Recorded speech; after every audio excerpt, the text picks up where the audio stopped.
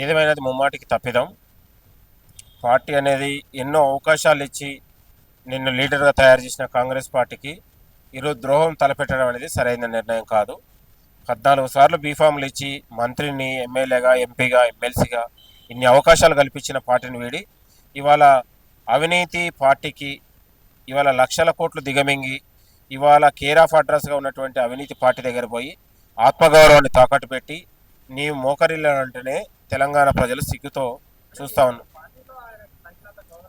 గౌరవం ఇప్పుడు 14 సార్లు బీఫామ్లు ఇచ్చినా కూడా గౌరవం ఉండదా? ఇంకా నేను అనేది సచ్చేదాకా టికెట్లు ఇచ్చుకుంటూ పోతుండాలా? ఓడిపోతా ఉంటే టికెట్లు ఇచ్చింది కదా. నేను అనేది ఎవరి అర్హతను బట్టి పదవులు ఇస్తారు. నీ అర్హతను బట్టి పదవులు ఇచ్చిందా లేదా అనేది ఇంపార్టెంటు. గతంలో మాజీ పిసిసి అధ్యక్షుడు పొన్నాల లక్ష్మయ్య పోయిండు.